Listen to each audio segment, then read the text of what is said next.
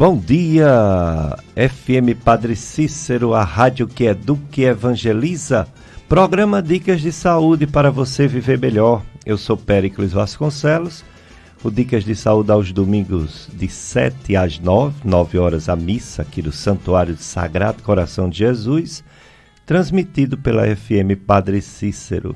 Hoje é o dia do trabalho, né? Dia de São José Operário. E o início do mês mariano. Hoje é o dia de Maria, Mãe do Salvador.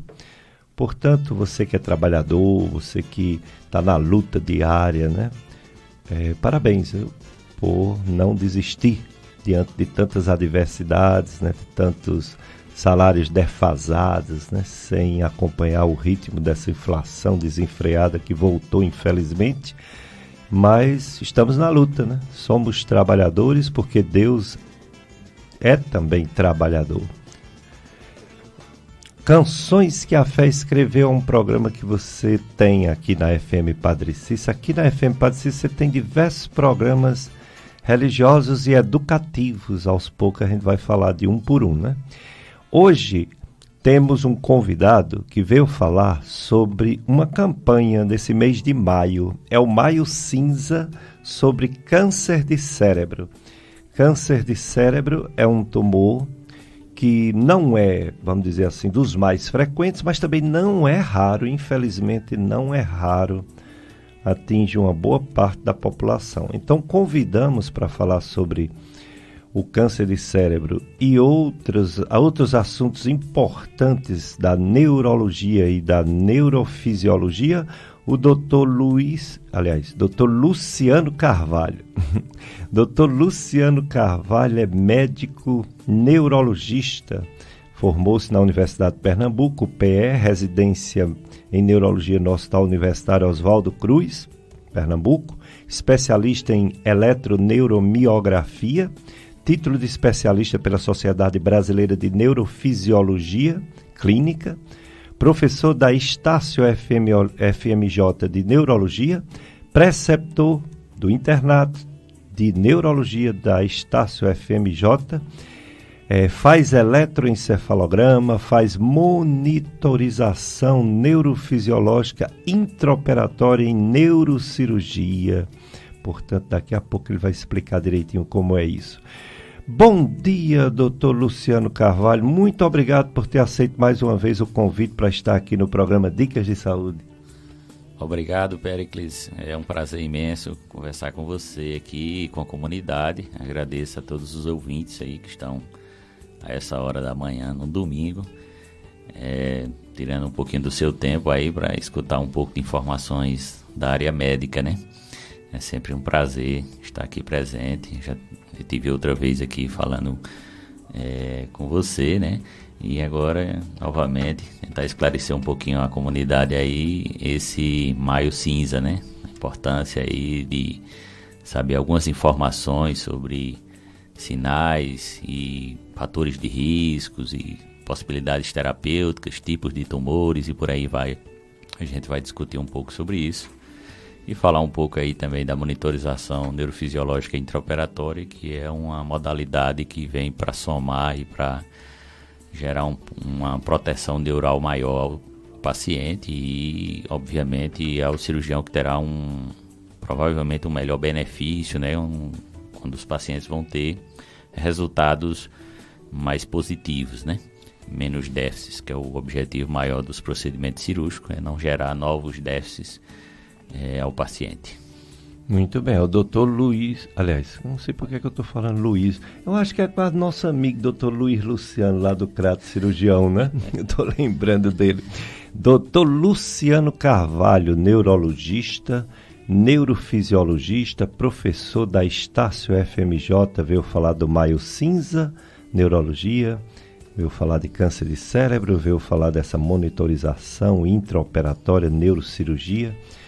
Portanto, você já sabe que temos aqui um neurologista, um médico de cabeça. Então, se você tiver alguma dúvida, ele vai, durante o programa, falar de dor de cabeça, primária e secundária, vai falar de acidente vascular cerebral, o AVC, Enfim, se der tempo ele vai falar de Alzheimer, de Parkinson e tantas doenças que infelizmente existem e estão aí tirando a saúde, né, das pessoas. Eu sou Péricles Vasconcelos, médico clínico e gastroenterologista. Estou aqui na FM Padre Cícero, a rádio que educa e evangeliza. Estou aqui com o Paulo Roberto, que é diretor de programação, e com o Robson, no controle técnico, na operação de som e áudio. Você que quiser participar, liga 3512-2000 e faz sua pergunta ao nosso convidado, Dr. Luciano Carvalho, neurologista. É o mesmo número do WhatsApp, viu? 3512-2000. Você também pode mandar mensagem, a pergunta em mensagem ou em áudio. Infelizmente, houve um problema técnico, não teremos hoje a live do Facebook. Mas quem tiver acesso ao Instagram do Dr. Luciano Carvalho poderá acompanhar essa entrevista. Tem um endereçozinho do Instagram, Dr. Luciano? É dr.luciano carvalho neuro, e aí você encontra facilmente. dr.luciano carvalho neuro. Isso, @dr.luciano carvalho neuro, e aí você encontra o Instagram. Pronto, você fica nos ouvindo no rádio e vendo, se quiser ver o Dr. Luciano, daqui a pouco ele vai dizer onde atende, né, onde faz consultas, bem direitinho. Temos uma promoção para o mês de abril, que hoje é o 1º de abril, né? Então, amiga e amiga da rádio, faça sua contribuição até o dia 6 de maio. Então, hoje é o 1º de maio, que história de abril. Hoje é o 1º de maio. E você pode pagar até o dia 6 de maio e participar do sorteio de uma linda e saborosa cesta de café da manhã com buquê de flores e um cartão personalizado para presentear a pessoa mais importante da sua vida, a sua mãe. O sorteio acontecerá às 5h30 da tarde do dia 6 de maio no programa Tarde Amiga com a Carla Oliveira. Mais informações, entre em contato com o número 3512-5824. 3512-5824 é o telefone do Clube de Amigos da FM Padre Cícero. Dr. Luciano Carvalho, médico neurologista, neurofisiologista, está aqui para falar principalmente da campanha Maio Cinza Câncer de Cérebro. Doutor Luciano, câncer de cérebro, quando suspeitar, quais são os sinais e os sintomas que faz com que um médico especialista, um neurologista, peça algum exame na busca de alguma alteração, que pode ser um tumor e pode ser até outro problema, mas que exige uma avaliação. Existem sinais, existem sintomas que faz com que o neurologista vá atrás dessa doença? Boa pergunta, Péricles. Mas antes de responder diretamente essa pergunta, eu acho que vale a pena a gente fazer aqui uma passagem rápida sobre a importância, né, do tema. Então veja que quando a gente vai à literatura americana, que é uma literatura que é muito baseada em dados, né, eles gostam muito de dados e dados são muito importantes para que a gente, obviamente, programe enfrentamento de doenças. Eles têm um dado interessante. Eles determinaram que aproximadamente a cada 100 mil pessoas, 30 pessoas são acometidas por tumores cerebrais. Isso é um dado da literatura americana. No Brasil, o INCA, que é o Instituto de Câncer, que é extremamente reconhecido no país como um instituto sério, de ponta, estimou que do ano de 2020 até o ano agora de 2022, aproximadamente 11 mil novos casos de tumores cerebrais foram diagnosticados por ano. E isso já mostra para a gente a importância, né? Então, em torno de 11 mil casos novos. Eu estou falando de incidência de novos casos e não de prevalência, que seria o total de casos, né? Então, veja que esse dado é um dado muito relevante. Se nós transportarmos essa informação americana para o Cariri, vamos considerar aqui Juazeiro, Crato e Barbalha, que tem em torno de 500 mil de habitantes, aproximadamente, essas três cidades, nós teríamos de casos novos aproximadamente 150 casos. Então deve ter muita gente que está aí nos ouvindo agora, né, que pode estar obviamente, cometido por um tumor cerebral e muitas vezes nem sabe que tem um tumor cerebral. Então esse é um dado importante, né? Um dado epidemiológico muito importante. Os tumores cerebrais, Pericles, eles no adulto, né, porque em criança aí já é outro perfil, mas no adulto eles habitualmente são tumores que são decorrentes de metástases, principalmente de 3 sítios, que é a mama, a pele, no caso o melanoma, e o pulmão. São os 3 sítios principais no corpo que metastizam. E para o ouvinte que não tem muita informação da área médica, a metástase seria um tumor que inicialmente se desenvolve nesses 3 locais que eu acabei de falar, pele, pulmão e mama, e a partir desse sítio primário, ou seja, a partir desse tumor inicial, há uma manifestação de que esse tumor libere células para órgãos diferentes, no caso, o cérebro, né?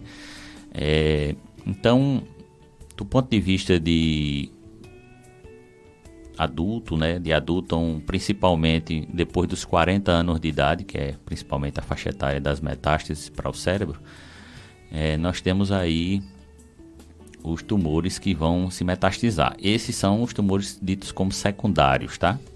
Os tumores primários do sistema nervoso, né, que são os tumores onde o próprio câncer desenvolve-se no órgão ali, ou seja, não foi metastizado de um outro local, não houve metástase, eles são os tumores que no caso aí são divididos em 2 classes, né? Os benignos, que aí o protótipo deles, ou seja, o tumor mais representativo seria o meningioma, que é o tumor das meninges, onde o paciente desenvolve tumorações que são benignas, mas que podem ter um comportamento maligno, dependendo da topografia que estejam inseridos, do tamanho e por aí vai.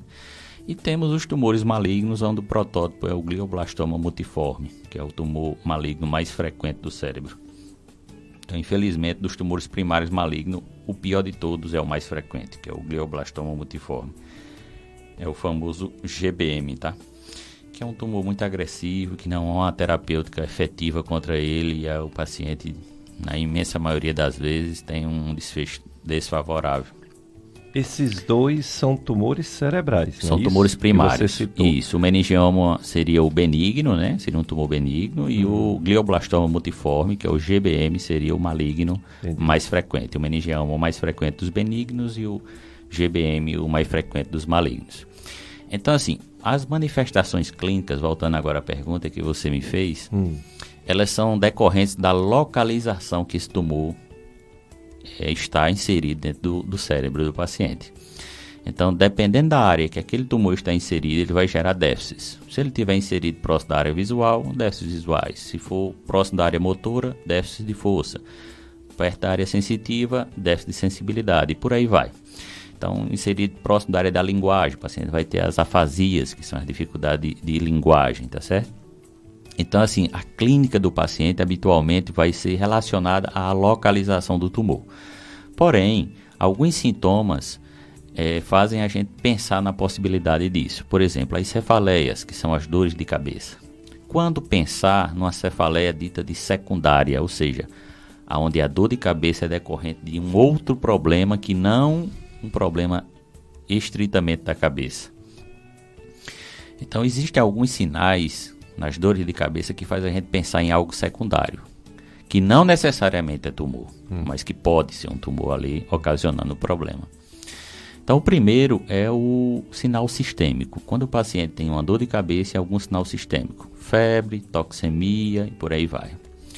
O segundo é quando o paciente tem uma dor de cabeça e um déficit neurológico no exame físico. Então, o paciente tem uma cefaleia e tem, por exemplo, uma hemiparesia, que seria um lado do corpo fraco. O paciente tem uma dor de cabeça e uma queixa sensitiva num braço, ou numa perna, ou do lado do corpo. O paciente tem uma dor de cabeça e tem uma visão dupla, uma diplopia. Então, tudo isso são sinais ditos neurológicos. Então, o exame neurológico está alterado, associado a uma dor de cabeça. Isso é um sinal para pensar numa cefaleia secundária. Outro sinal importante é as cefaleias que se desenvolvem após os 50 anos. Então, os pacientes que não têm histórico de dor de cabeça, têm mais de 50 anos e iniciam uma dor de cabeça nova, é preciso investigar para a cefaleia secundária. Outro dado importantíssimo é o paciente que tem mudança no padrão da dor de cabeça. É um paciente que sempre teve dor de cabeça, sempre foi de uma forma e agora a dor está com características totalmente diferentes do que sempre foi. Isso é um fator importante. E outro fator muito importante é quando o paciente desenvolve o que a gente chama de cefaleia em thunderclap, que seria a cefaleia que desenvolve o pico máximo dela de dor em menos de 1 minuto. Então, um paciente que tem uma cefaleia de fortíssima intensidade e de instalação muito rápida. Isso também é um fator para pensar na cefaleia dita secundária, tá? Então, todas as cefaleias que têm clinicamente ali fatores para ser secundária precisa de uma investigação mais aprofundada, precisa de exame de imagem e, obviamente, da avaliação de um neurologista, de alguém da área neurológica que possa fazer uma avaliação, até porque, como eu falei, um dos sinais é o exame físico alterado. Para se muitas vezes observar um exame físico alterado é preciso saber fazer um exame neurológico. Quando a alteração ela é muito gritante, aí todo mundo vai reconhecer que o paciente tem uma dificuldade de força de um lado, mas muitas vezes a alteração é sutil, apenas o paciente percebe que não está igual ao que era, mas é preciso saber um pouco mais para demonstrar que há um déficit ali presente naquele paciente. Muito bem, então uma pessoa tem dor de cabeça. Ora, dor de cabeça é uma das queixas mais comuns da história da medicina. O povo procura médicos, às vezes por infecções, gripe, resfriado, procura por problema digestivo, procura por causa de dor de cabeça. A maioria das dores de cabeça, elas são só dor de cabeça mesmo, né? Ou de uma tensão, ou de uma enxaqueca. Agora, quando tem esses sinais ditos de alarme, aí precisa ser bem investigado, não é isso? Exatamente. Então, como você bem pontuou aí, nós temos as cefaleias ditas primárias, né? E aí, dentro das cefaleias ditas primárias, nós temos as principais são as cefaleias tensionais, como você bem relatou aí, e a cefaleia do tipo migrânia, que é o nome científico da enxaqueca, tá?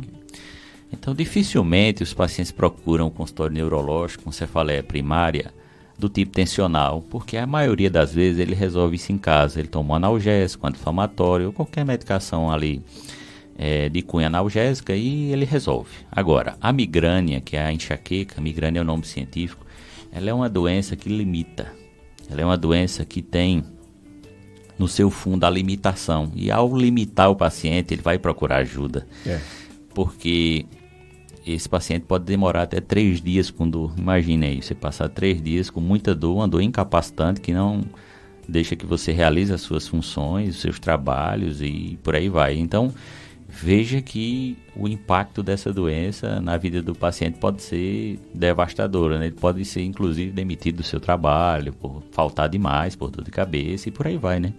Então, existem impactos aí sociais, econômicos, pessoais, familiares e por aí se segue, né? Verdade. Esses tumores que você citou do cérebro, ele está incluso nos cânceres do sistema nervoso central. Mas existe também tumores que podem estar na medula. Esse tumor de medula espinhal não é câncer cerebral, mas é do sistema nervoso central, não é isso? Isso, exatamente. Existem várias formas de você classificar o sistema nervoso, tá? Uma das classificações mais comuns de todas é dividir ele em sistema nervoso central e periférico. O sistema nervoso central ele é composto pelo encéfalo e a medula, certo? E o sistema nervoso periférico pelos nervos, tá certo?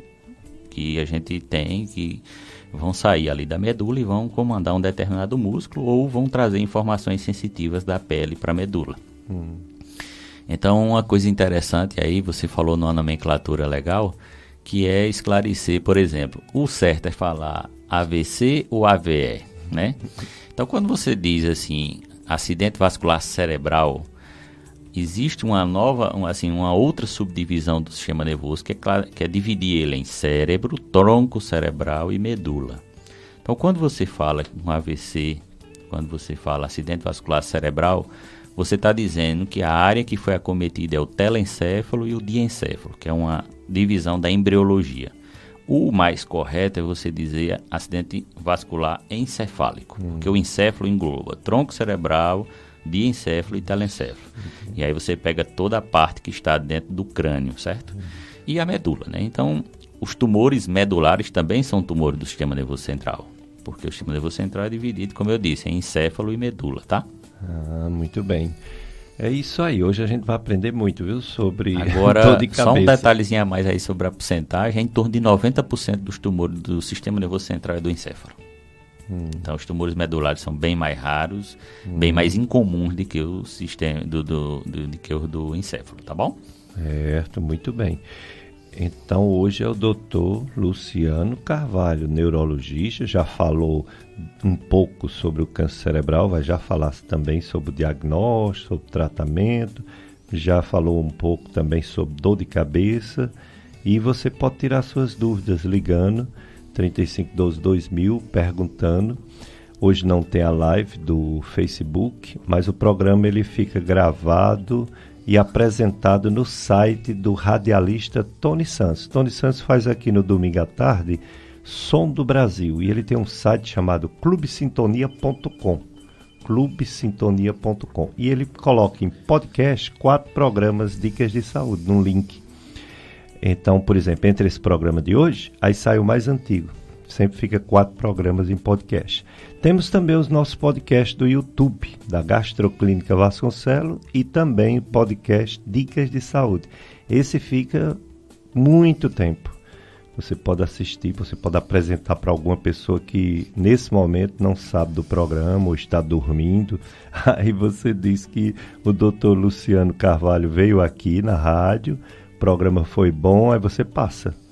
Você entra no YouTube, aí coloca podcast, Podcast.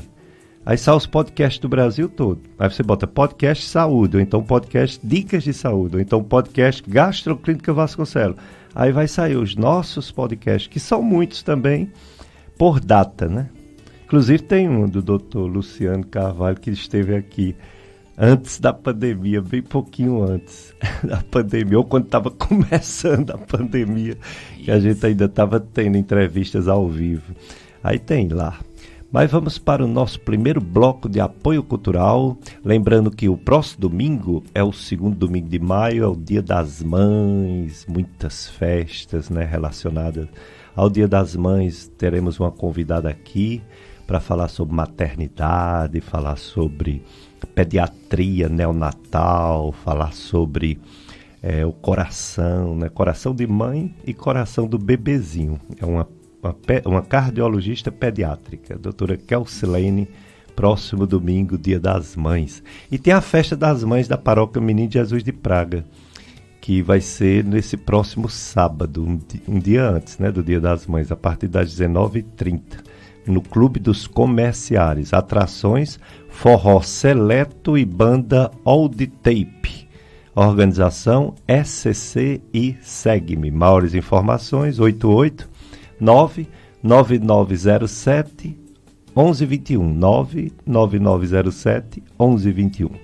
Agora sim, vamos para o nosso primeiro bloco de apoio cultural e depois mais entrevista com o Dr. Luciano Carvalho, neurologista, neurofisiologista.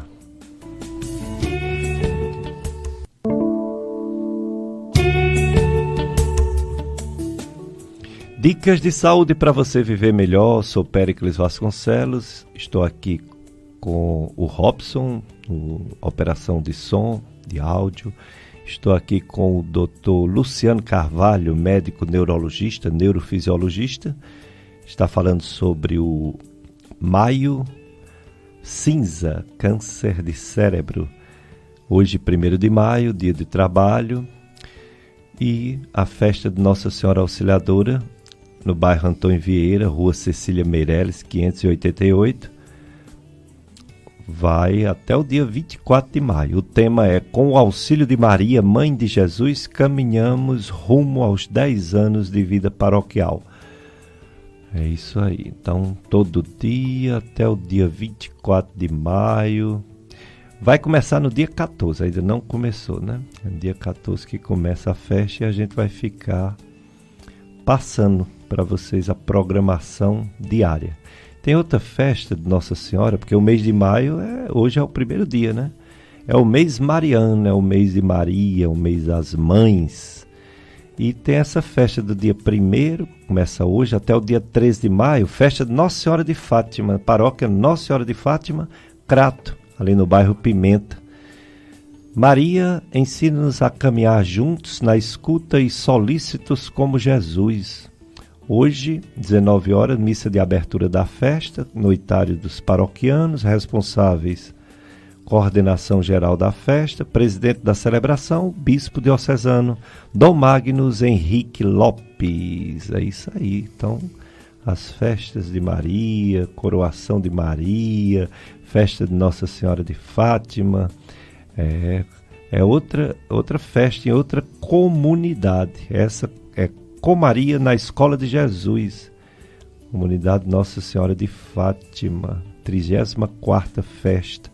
Missas, novena, começa dia 4 e vai até o dia 12 de maio e a grande festa dia 13, com vendas, comidas típicas, bingo, leilão, show musical. Dia 13 de maio, dia de Nossa Senhora de Fátima, após a missa e procissão de encerramento, o sorteio de vários prêmios. Os bilhetes do sorteio já se encontram à venda na Secretaria da Paróquia da Igreja São José do Limoeiro, aqui no Juazeiro. De terça a sexta você tem lá bilhetes dos ingressos para o sorteio do dia da festa, que vai ser no dia 13. A comunidade e esse local onde vende os ingressos, os cartões por sorteio, é na rua São Mamede, com rua Antônio Dias Sobreira, no bairro Pio 12. Participe dessa linda festa junto com a sua família. Mais informações, 99666-2472 ou então 99728-0757. São as festas, né, do mês de maio, mês de Maria. Hoje, 1º de maio, festa de São José Operário, na paróquia Nossa Senhora das Dores, Jamacaru, Missão Velha. São José Operário, assim como educaste teu filho Jesus, ensina-nos a falar com sabedoria e ensinar com amor. 5 horas teve a alvorada festiva e 11 horas vai ter missa solene com o padre Thales Eduardo. Vai ter batizado e consagração. 4 da tarde, uma carreata com a imagem de São José Operário. Animação, Grupo Jovem São José Operário. E o noitário, todos devotos e devotas de São José Operário. Às 17 horas, arreamento da bandeira e sorteio da rifa no valor de R$500. Festa de São José Operário, Jamacaru, Missão Velha. Hoje, assunto, o Maio Cinza. Convidado, Dr. Luciano Carvalho. Dr. Luciano Carvalho é médico neurologista, neurofisiologista. Ele é professor da Estácio FMJ e ele vai dizer também aonde que atende, quais os locais de atendimento, para o pessoal saber, quem está ouvindo o programa e tiver vontade de ir lá tirar dúvidas sobre doenças, sobre problemas de saúde, o pessoal que está ligando, fazendo pergunta, aonde o Dr. Luciano está atendendo, além de dar aula lá na Estácio FMJ? Pericles, eu atendo em 3 locais aqui no Cariri, todos em Juazeiro, né? Atendo na Imédica, na Neuromais, que é uma clínica dentro da Imédica. Atendo também na Hope Cariri, que é muito próximo também da Imédica, na mesma rua. E atendo no Doctor Center, na Lagoa Seca, tá? Telefone para contato, quem quiser fazer marcação, é o 88 prefixo, o 99785-2918. Repetindo, 99785-2918. E na Estácio FMJ é um ambulatório, né, de neurologia? Na Estácio eu faço o ensino, né? Eu ensino na graduação.